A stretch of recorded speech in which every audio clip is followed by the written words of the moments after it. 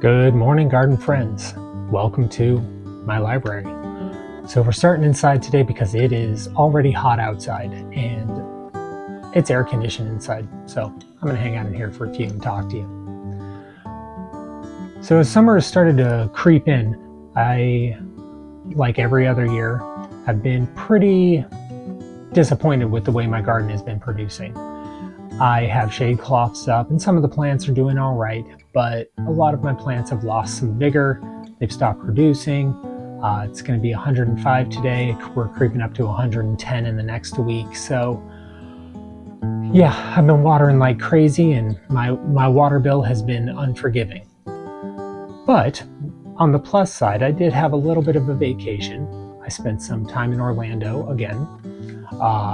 My wife was speaking at a conference and we figured we would hit up Disney World for a couple days with the little girl. And I went to one of my favorite places, which is Epcot, and they have a really cool ride there and it's called Living with the Land. And essentially, if you've never been, it's a giant greenhouse that you float on a boat through, and they implement a lot of alternative growing methods in this greenhouse to produce fruits and vegetables that they distribute around the parks for various restaurants. And I really started thinking about it because my garden's never far from my mind. So I'm thinking about my garden when we're there. And I've done, backstage tours of this greenhouse before, and I've ridden this ride I don't know how many times. I don't even know if it's really a ride. It's kind of just a floating tour through a greenhouse, but to me, that's a ride. It's a ride worth doing for sure. But I started thinking about the methods that they're implementing to grow these plants, and if that's something that would be feasible in my garden. Now, granted, they're in a greenhouse. I do not have a greenhouse that I could run this sort of thing in, but I have plenty of planting space. So as I'm riding through this ride, I'm thinking to myself, why don't I try this? Because if I see something cool, immediately I want to try it. It's just a quirk of me being me. So we came home and I started doing some research into some of these hydroponic systems. Saw some really cool stuff on YouTube where they're actually doing exactly what I'm thinking about doing on large-scale farms throughout the world, but the systems are extremely expensive. But I'm a pretty clever guy and I'm pretty handy, so I figured, why can't I just do this myself? I also happen to have a 3D printer, and if you have a 3D printer, you can do just about anything. And I started looking for some ready-to-download files to make a hydroponic system. Found them, I ordered the correct filament, because typical 3D printer filament doesn't do well in the sun, and I thought, why not? I'm going to print myself a hydroponic system, a hydroponic tower specifically, to try to grow some plants in one of my garden beds using this system. Now, if you're unfamiliar with the way that hydroponics or aeroponics works, it is a system in which there is no soil. All you're doing is watering plants with nutrient-dense water. And I've done this a little bit in the past. I was part of the hydroponic system at the extension farm here for a while before it got dismantled. And I want to try again, but I don't want to spend a lot of money doing it. And I want to see if it would be viable for my garden. I found some files, got the filament, and started printing. The printing process took a long time, so it is not a quick solution. Amazon will get you this in 2 days, but I think overall the parts for this one hydroponic tower took me, I want to say 5-6 days of my printer running on full bore. But on the plus side to that, this only cost me maybe $25 of printer filament in 5 days. But how was I going to do this in my garden? Because a bucket of water in the garden is going to get hot, particularly if it gets, above 100 degrees, the water's going to get really hot and the plants aren't going to love that. So cue this garden bed. So one of the ideas I had to help keep the water cool, it's kind of the same idea as having a root cellar. I was thinking, what if I take those 5-gallon barrels and I dig them into the soil in this bed? Dig them down so that they're all the way under the soil, and then maybe plant some marigolds around it. Now there's 2 reasons that I want to do that. One, because I want to compare how much I could grow in the similar size garden bed, right? So if I can plant 2 aquaponic towers in this bed and all of those plants produce, that would be more than I would have been able to produce just in the soil on this bed. Another reason that I want to plant in here, let's see if I can get this out, is I have some nematodes, root knot nematodes in this bed. You can see they've killed my tomato plant.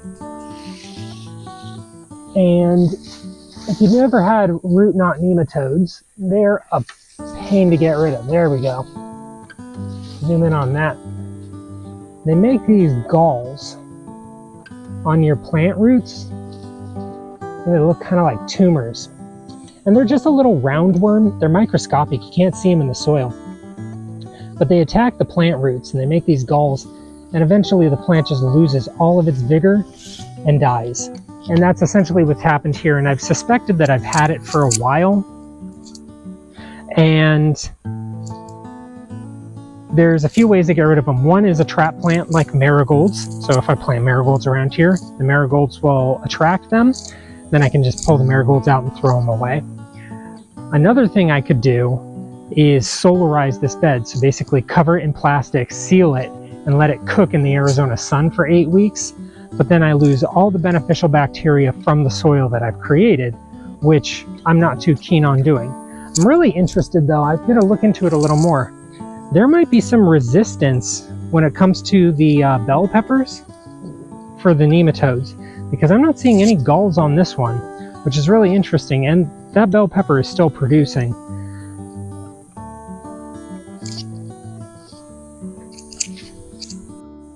Okay, so the first thing I'm going to do is I'm going to plant some of the seeds that I want in the hydroponic system in this rock wool.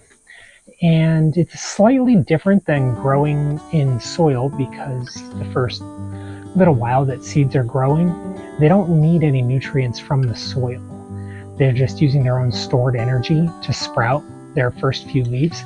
So the varieties that I want, because I'm going to do 2 towers to start, I'm going to do some beans and cherry tomatoes in one, and then I'm going to do some leafy greens, spinach, lettuce, basil in the other. And I want to see how the production compares to planting them in the soil. So I may plant some next to them in the soil, just to compare their growth rates and their vigor. But for now, we're going to work on this. So this stuff's kind of weird. It definitely has a weird texture. So if you've got a weird texture phobia, just know it kind of feels like insulation.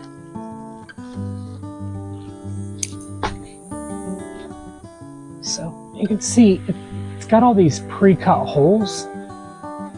And so we're just going to plant, for the bigger varieties, I'll probably plant 1 seed per hole. For the smaller ones, I will probably plant 3 to 5 seeds per, just to give it a good germination rate and trim them down later.